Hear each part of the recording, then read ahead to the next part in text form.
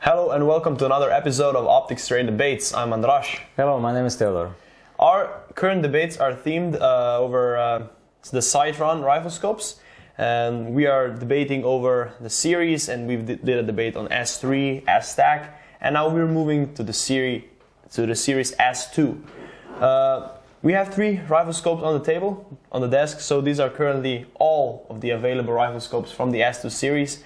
But I see that they do not have much in common. Is that correct? Well, first of all, what we have to know is that the S2 is really an old series of Sightron. So they used to also produce one model which is now missing here in this comparison, the 6 to 24 by 42. Very similar to this one, 4 to 16 by 42. And this one, the 6 to 24, was discontinued, unfortunately. So at that time, majority of all S2 scopes had a 4x zoom, 1-inch tube, adjustable objective. That means parallax was adjusted on the objective bell, and they were purely intended for sport shooting, for small caliber rifles or similar. And they had a really nice streamlined philosophy what their S2 scopes are. However, they also have a 3 to 9 by 42 model, which is basically I would say now it's already a little bit old, but it used to be maybe a decade ago a normal hunting scope. Yeah, it has low capped hunting turrets, right? All the features are those which we expect from a hunting scope, inexpensive hunting scope. But to be honest, now in 2019, majority of hunters, they wish to have 4 or 6 times zoom factor. 50mm lens is more common, at least here in Europe, and illuminated reticles. So I would say this 3 to 9 by 42, it's, I would say, puristic, and it's becoming classical in this sense of view. Perhaps a little bit outdated. A little bit outdated. Maybe for if you really are focused only on optical performance and affordable price, then this scope is still a very good and viable choice. And compared to the modern hunting scopes, it's really light and small, because all new hunting scopes are much bigger and heavier. So it has its own features. So we have basically a 3x zoom factor riflescope here for hunting. Yeah.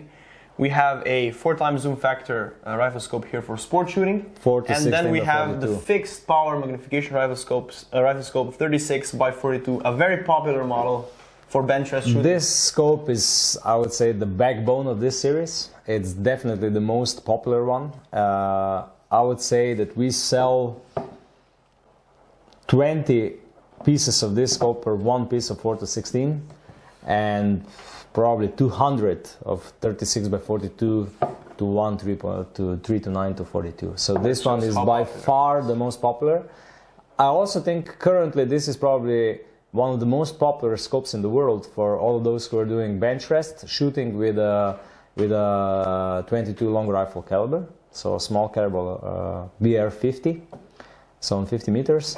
This is probably the most popular scope among them all. And I would say that at this price point, it is hard to find a riflescope that will have a reticle as thin as this one, right? And target turrets, so capped but high profile turrets. And of course, ranging with Sightron riflescopes is also at a high level, right? The tracking. That's what I meant, not ranging, yeah. Perfect, even though, let's be honest, for benchrest, it's not that important. It's only important that it holds 0.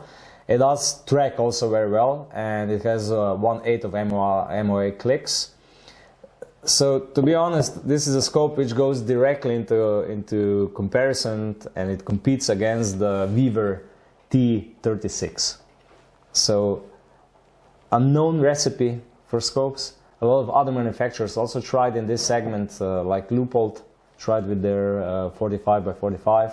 Much more expensive than this one, but at least here on the European side of the ocean, I think that the Sightron is currently owning the market. And they also have the 45 by 45 model in the S3 series, right? For double the price. For double the price, yeah. So they also have their own. But still, this one is by far more popular because it's affordable.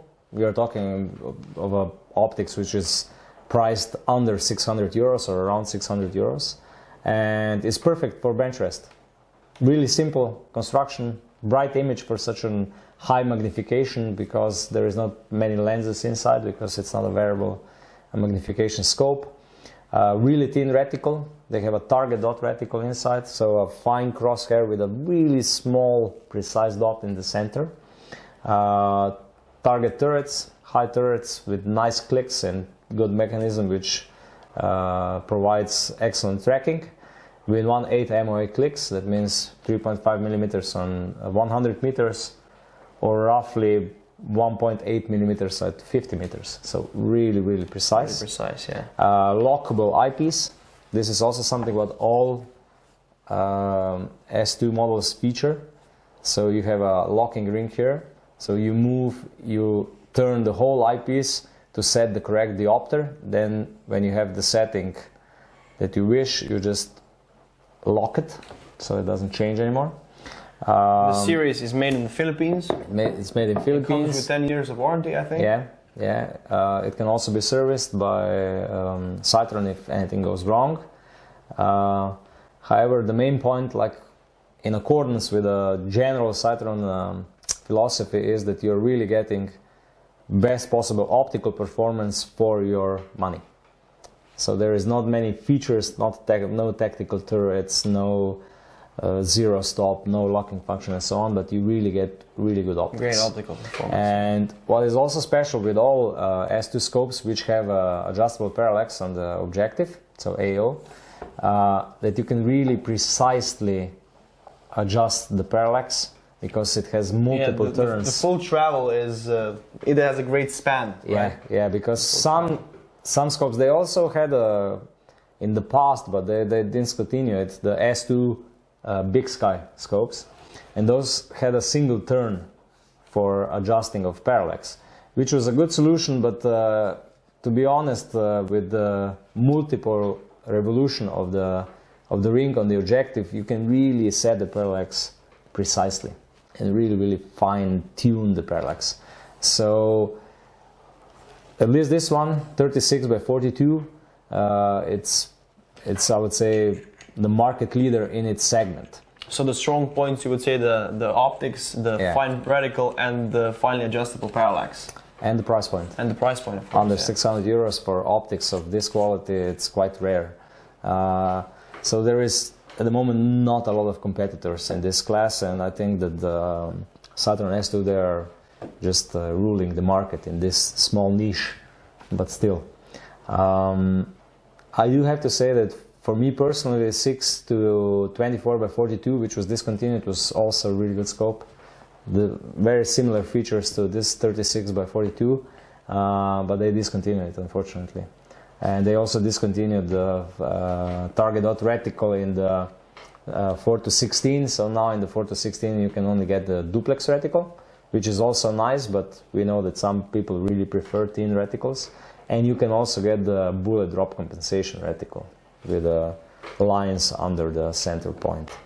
The same applies for 3 to 9 by 42. You can get the duplex reticle, so a normal plex, or a BDC reticle. This one. I think we basically covered the features, each model separately. So that's basically the point. It's the same series, but the rifle scopes that are in this series are different from each other, right? If we say what are the downsides normally is lack of all the modern features. For those people who wish to have all the new features, these scopes are lacking them. And the second thing is, because they're optically, they perform really well. A lot of people thought, okay, I will have this scope for long range shooting. I will shoot on 600, 700 meters on them, with them. They do not offer a lot of elevation range. So they are not the best choice for long range shooting, because with a 1-inch tube, it's normal that you run out of clicks when you... They can't implement a huge elevation span with a small tube, right? And also, some people prefer fast focus eyepieces. And, you know, with a fast focus, it's easier to adjust and so on. But for those who really seek absolute accuracy and repeatability with the scope, especially all the bench rest crowd, the locking mechanism on the eyepiece, it's made for a reason.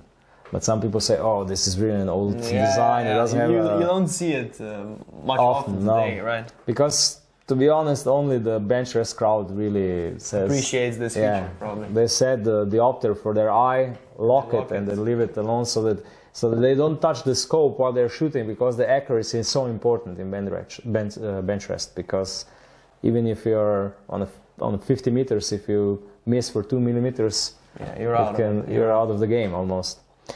So now I think we covered most of the things. Thank you very much for watching. If you forgot something, leave a comment down in the comment section. Like this video, subscribe to our YouTube channel, check out our other videos about Sightron scopes, and see you next time. Goodbye. See you, bye.